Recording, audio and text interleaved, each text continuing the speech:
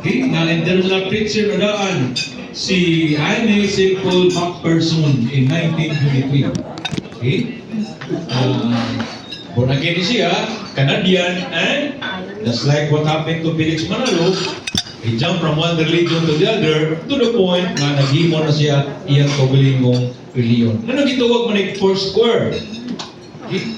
Foursquare because muna ilang teaching, number one, Jesus the Savior, Jesus the Baptizer with the Holy Spirit, Jesus the Healer, and Jesus the soon coming King.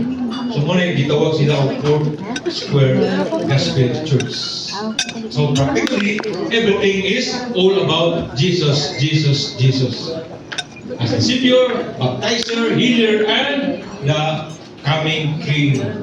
Mabalik sa kalibutan. So muna lang mga major belief.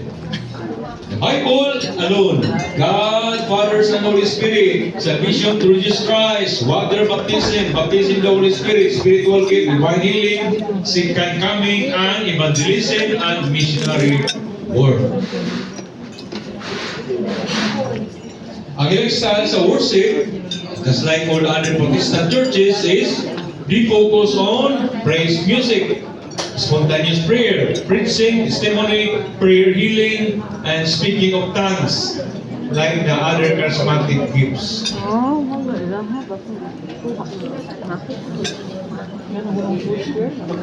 So, Arita, who are the born again Christians? The born again Christians, makadungo kami mga, saan ka mo reloadster? Born again, magko. Ikaw di ay katoliko.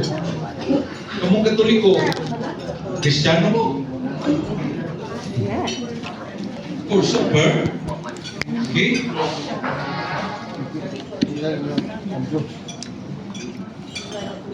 What does born again mean? Okay?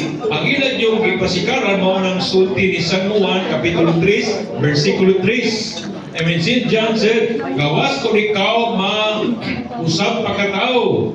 Dili yung ka makasunod sa kingalingan sa Diyos. You must be born again to enter heaven. Okay? Lahi may lang interpretation. Kaya ang ilang mga preachers is, irregardless sa imong edad, irregardless sa imong religion, bahalag sa sinta na ka, apan karon pa ka nagkailan ni Kristo, karon ka ng bautismuhan, diha pa ka na born again. So, if you look at them, ang tanaw nila sa mga Katoliko, kung saan ta, we are pagans or pagans. May lang preaching. One time, buhay pa ito sa Cardinal Dominics, pwede mo umusul o mga born again na si Bata, no problem. But be sure you just listen there and you pray inside. So, nasuod ko dito, ako lagi anak, nag-loop-sleep ako, kaya nag-loop-sleep na tanan. Dari sa akong kamot, nag-loop-sleep ko dito suod. Ito, nag-observe ko silang preaching, and okay. At the ending, ningon ang ilang pastor, brothers and sisters, kakita pa mga tao, galakaw-lakaw na eskolon, mga tao, galakaw-lakaw na eskolon, karong orasan, nag-inom, nagpahupog, etc. Mga Katoliko na sila ng mga pagano, mga itong gampo, ng mga pagano, Katoliko, makakita sila ni Kristo. Kanang matawag ang profesyon ng mga pagano, makakita sila ni Kristo. Kung sa iksuri yung operin ng iyong karunakuna, at ng gabito ng pagpadayag sa kamabunan, ngayon sa iksuri ng uwak pa kayo ni Kristo. Wala po na ang inyong operin. Sibot pa na yung gapon lang gamit. Okay, talikot na yung bakit, naginting. Hilitin dyan ako, pinagkagamay 100. 1,000, 1,000, 1,000. Tungkol lagi sa wali sa ilang picture. Na ma-invent nyo sila ba, ma-inspired sila. Ano na itong style sa itong bakit mag-wali? Okay? Kung ma-inspired ito mga yun. So, return back kung sa ito history ng born againism. So, good kina sa Protestant Reformation in 1517. Nagsugod ng tanan from Martin Luther to John Calvin nga emphasize nga maluwas ka pinagi sa grasya o pagtuo. Tuhuan lang nimo ang otoridad nga naa sa balang kasulatan o dapat mo na importante gawa sa Katoliko. personal faith or personal relationship with Jesus. Kay mato pa, kung maboragi na ka, magsandali ka, doon na kay personal relationship with Jesus. Kay kita ko no, wala. We don't have personal relationship with Jesus. Sayang no, kay kita na mo sa Katoliko nga doon ay reminder in the sense na natay larawan, natay bulto, natay picture, kahinumdom tata, wantay turakot, aling nasuran. Pero waman ma-internalize sa itong simbahan. Okay, so ang mga major ng mga born again na simbahan includes the CCF, no? Christian Commissioning Fellowship, Victory Christian Fellowship, Jesus is Lord Worldwide Fellowship, Word of the World Christian Fellowship. Ano yung pinakadagpo ng mga born again na mga simbahan sa Philippines. Okay, so again, kung sa mga main belief nila, number 1, Biblia, Bible alone. Personal conversion. No? Kung maborn again ka, na kay mga sala, direct to God, direct to Jesus. Wala na pare-pare because he said, ang pare wala na tagay otoridad sa pagpasaylo. Ang kaluwasan na lamang sa grasya kaluoy sa Ginoo. So sa mga born again king sa si Kristo, Jesus is fully man, Jesus is fully God, He is the Son of God, crucified, risen, and coming again. So kung tingnan ka sa mga born again tanan, Protestante, celebrate po sila o Christmas Day. Celebrate po sila o Easter Sunday. Okay. Naingon ta na, kanang kalendaryo kaya sa kalibutan, itawag Gregorian calendar. Ang ato biyang sa Papa nag-iwan ng Gregorian calendar, nangyang gipuli sa Julian calendar. But practically 90% sa 8 billion people are following the Gregorian o false parenthesis Catholic calendar. Evangelism, prayer, muna ilang mga Christian. So, of course, pinakasikat niya si Brother Eddie Villanueva. He claims to have 7 million followers already all over the country. So, diha makuha ang batanon sa worship. Worship, yung pagkumat, kanang pakonsensya, diha kinang mga igo ang mga batanon. Ang resulta, maghila, may lifestyle. So nga, nakuha kayo mga Pilipino, number 1, wala ibang kagan sila pagkakatoliko. Number 2, emotionalist. Emotionalist kita. Galit na lang hilap kayo, nasusupport. Okay?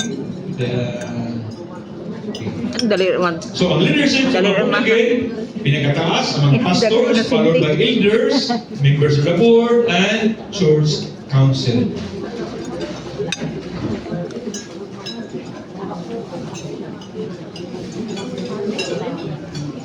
Okay, who are the Filipino actors and actresses, beauty queens who are members of the born again na mga sikta? Ito pa ni.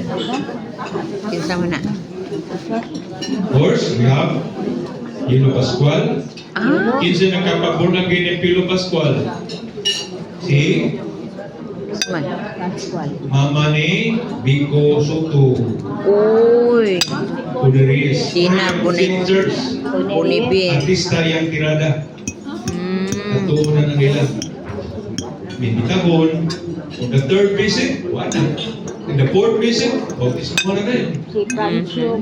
Anso Magno, Dominic Roque, Marco Gamabaw, L.A. Lopez, Roldan Aquino, Ray Capilar Piralio, Max Toy, L.G. Reyes, Isa Calzado, Alex Gonzaga, Christine Reyes, Catherine Bernardo, Billy Coward, Regine Velasquez, Lee Batisa, Aileen Cole, Manny Pacquiao, Bettina Carlos.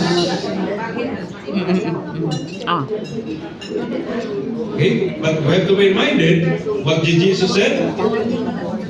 Dili tanan mo tawag ka na kung Ginoo ang makasuod sa kinariyan sa langit. But only those who obey the will of my Father. So may will sa iyang Papa. That we will recognize Jesus as His only begotten Son. That we will recognize Jesus na ipadaan niya sa kalibutan ang pagtukod o simbahan. and to follow His church. Kung siya gitudlo sa simbahan, muna gitudlo ni Kristo. Muna, we always tell our friends na mga like religion, mga pastor, ministro, the moment you attack the Catholic Church, you are not attacking the Pope, you're not attacking the Archbishop, the Cardinals, the priest, you're attacking the founder of the church, who is Jesus. The moment mo attack yun, simbahan, sa pagtulunan, you question Jesus. Siya may tag-iya na iyang simbahan. Okay? So, another question is, are the Protestant pro-contraceptives, pro-divorce, pro-gay union? It depends. But many of them, not tanan, are pro-gay union, pro-divorce, and pro-contraceptives. Okay, wala man sila yung magisterium. No? In fact, if we can recall, in 1930, katong gigawa og Lambeth Conference. Lambeth is a place in London. Nagdigom ang 200 ka mga leaders sa Protestante tibok kalikutan in Lambeth, UK. Kung sa ilang topic, ilang istoryahan, okay ba na ang mga Protestante mag-contraceptives? And majority said yes. So until now, halos mag 100 years na, okay sa Protestante ang tanang pamagi sa contraceptives. Wala sila teaching na. But for the Catholics, we have to be guided. So Protestante, wala. Divorce, depende na sa ila. Gay union, majority dito sa America and Europe na Protestante nga mga simbahan are supporting the gay union. Okay? So, again, Jesus said, John 1:19. Muni warning ni San Juan. Si John, evangelist pa. Noon siya, naroon nagawas mo na sa nagigan rin. Kaya ako man ang mga membro sa kong simbahan. But they were not of us.